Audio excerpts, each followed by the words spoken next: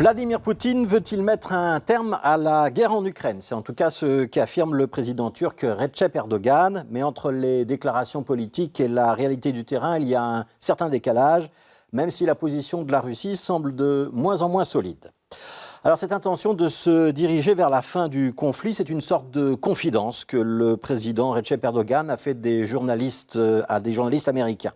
D'après lui, Vladimir Poutine, qu'il a longuement rencontré, serait prêt à mettre fin à la guerre le plus rapidement possible. C'est une impression que j'ai eue, dit Erdogan, car la façon dont les choses se déroulent en ce moment est assez problématique. Assez problématique, c'est une référence évidemment à la percée des forces ukrainiennes ces dernières semaines. À Kherson, à Kharkiv, les forces russes ont donc dû reculer. Ce n'est pas encore la Bérézina, mais on sent bien que l'enthousiasme a plutôt choisi le camp des Ukrainiens ces derniers temps.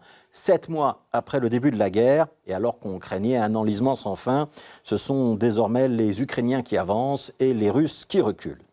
Ces difficultés de l'armée russe ne sont pas sans conséquence sur le pouvoir, sur l'influence de Vladimir Poutine.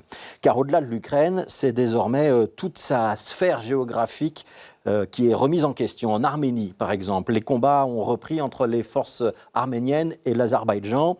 En théorie, la Russie est liée aux Arméniens par un traité d'assistance militaire. Mais lorsque le président arménien a appelé à l'aide et demandé l'application de ces traités, la Russie n'a pas voulu envoyer de renfort, elle a juste appelé au cessez-le-feu.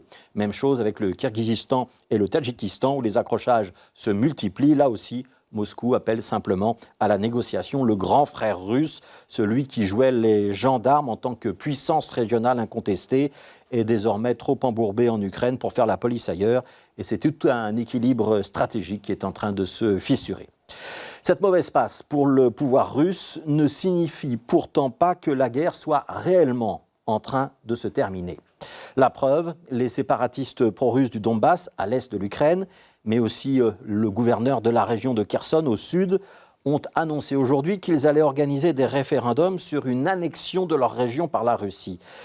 Un référendum qui sera organisé à partir de vendredi. Ça va donc aller très vite. Et il ne fait aucun doute que ces référendums, ces consultations dans des régions où l'armée russe est à tous les coins de rue, diront oui à l'annexion. Cette organisation de consultation est une étape supplémentaire vers un démantèlement de l'État ukrainien. Le contraire d'un geste d'apaisement, c'est même une provocation. Alors il y a le terrain politique, il y a aussi la réalité crue de cette guerre. Dans les villes et les villages repris par les Ukrainiens, les récits d'exactions et de pillages se multiplient.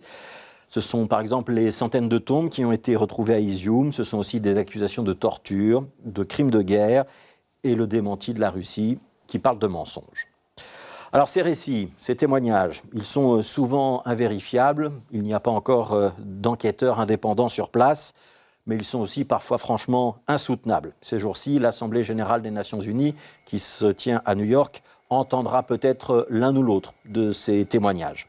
Les Nations unies dont on doit hélas constater depuis 7 mois que face à la guerre, elles sont bien impuissantes.